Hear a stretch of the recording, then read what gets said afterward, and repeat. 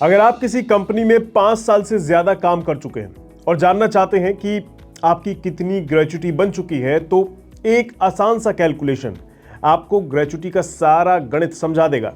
तो क्या है ग्रेच्युटी, इसके नियम क्या हैं, और जो ये नया लेबर कोड आया है इसमें ग्रेच्युटी को लेकर क्या है खास, चलिए समझते हैं आज के इस वीडियो में। मेरा नाम है रोहित कौशिक और आप देख रहे हैं मनी 9।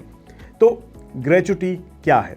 ग्रेच्युटी एक फाइनेंशियल रिवॉर्ड है जो कंपनियां अपने कर्मचारियों को सर्विस के बदले में देती हैं। मतलब जब आप लंबे समय तक किसी कंपनी में अपनी सेवाएं देती हैं तो उसके बदले में ये रिवॉर्ड मिलता है, ऐसा समझ लीजिए।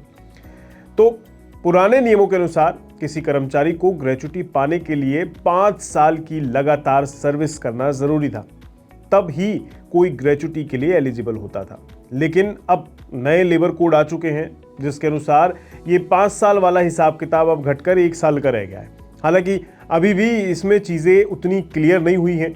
ये 1 साल वाली ग्रेच्युटी में कौन से लोग एलिजिबल हैं अभी ये कहना थोड़ा मुश्किल है। हो सकता है 5 साल और 1 साल दोनों अभी भी एप्लीकेबल रहें, लेकिन ये वक्त के साथ क्लियर हो जाएंगी। इसलिए क्लियर होने तक ये 1 साल वाले मामले को हम यहीं रहने देते हैं। लेकिन हाँ, हम 5 साल वाले हिसाब किताब के हिसाब से इसे समझने की कोशिश करते हैं। तो आपकी ग्रेच्युटी मुख्य रूप से 2 बातों पर निर्भर करती है। एक, आपकी salary, basic salary plus DA जो होता है उसके हिसाब से, और दूसरा कंपनी में आपने कितना काम किया है, कुल साल कितने आपने वहां बिताए हैं उसके हिसाब से। ग्रेच्युटी का भुगतान एक निर्धारित फॉर्मूले के तहत किया जाता है जिसमें ग्रेच्युटी का छोटा हिस्सा कर्मचारी की सैलरी से काटा जाता है और बड़ा हिस्सा कंपनी की तरफ से दिया जाता है। तो कैसे होता है इसका कैलकुलेशन, चलिए समझते हैं। ग्रेच्युटी मुख्य रूप से आपकी लास्ट बेसिक सैलरी और कंपनी में आपके द्वारा दी गई सर्विस के कुल साल के हिसाब से कैलकुलेट होता है। तो मान लीजिए आप किसी कंपनी में 11 साल 7 महीने काम कर चुके हैं। यहां आपकी नौकरी 12 साल मानी जाएगी। अभी आपकी बेसिक सैलरी और महंगाई भत्ता मिलाकर 40,000 रुपए है। तो क्या हिसाब बैठेगा? फॉर्मूला पहले आप सुन लीजिए। ग्रेच्युटी की रकम बराबर में अंतिम सैलरी यानी लास्ट जो ड्रॉन सैलरी होगी वो into 15 divide by 16 into company में कितने साल काम किया। तो ये है इसका फॉर्मूला। अब अगर आप ये 15 और 26 का हिसाब किताब नहीं समझ पाए हैं तो ये है कि यहाँ महीने में 26 दिन ही गिने जाते हैं, क्योंकि माना जाता है कि 4 दिन तो महीने में छुट्टी होती है और 1 साल में 15 दिन के आधार पर ग्रेच्युटी का कैलकुलेशन होता है। इस फॉर्मूले के आधार पर कैलकुलेशन करके अब देखते हैं कि क्या हिसाब किताब बैठता है।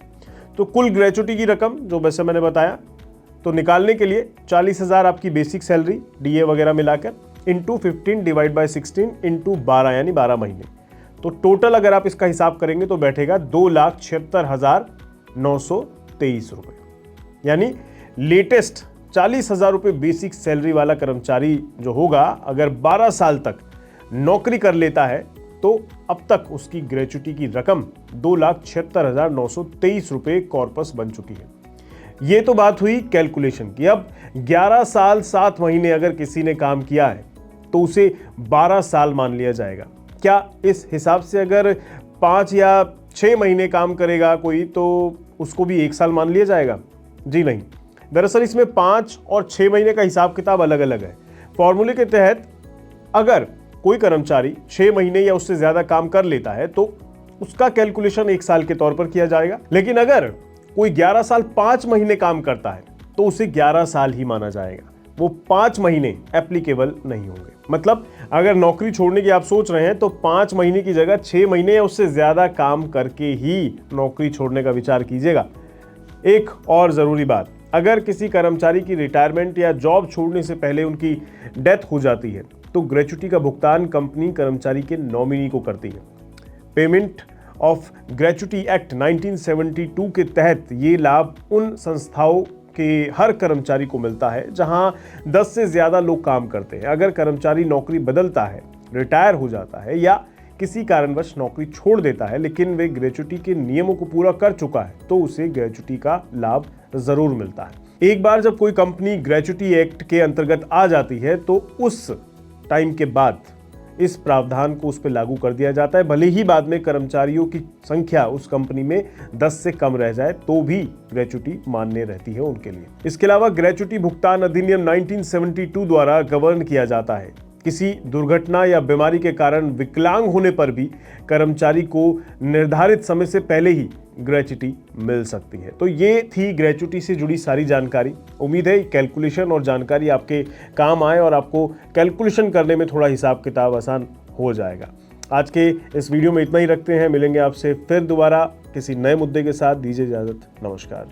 ग्लोबल संकेतों के दम पर कैसे खुलेंगे हमारे बाजार?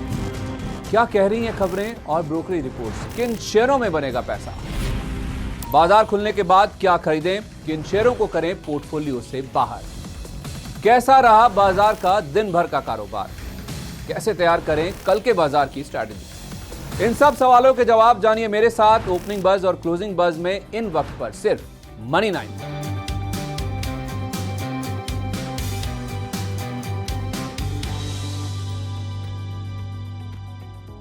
मनी 9 लाया है मेंबरशिप प्रोग्राम मनी 9 प्राइम। अब आपके दिमाग में कई सारे सवाल होंगे, मसलन आखिर क्या है ये मनी 9 प्राइम, आपके लिए यानी दर्शकों के लिए इसके क्या फायदे हैं, और एक बड़ा सवाल ये कि मनी 9 प्राइम से आखिर जुड़ना कैसे है। तो इसकी पूरी जानकारी हम आपको देने जा रहे हैं। मनी 9 प्राइम में 3 प्लान होंगे, इकोनॉमी, स्टैंडर्ड और वीआईपी। तो फटाफट ज्वाइन कीजिए YouTube पर मनी 9 प्राइम। ज्वाइन करने के लिए मनी 9 के YouTube पेज पर जाइए, होम पेज पर मिलेगा ज्वाइन बटन, इसे क्लिक करें, अपनी पसंद का प्लान चुनें और बस हो गया, अब आप रहेंगे सबसे आगे।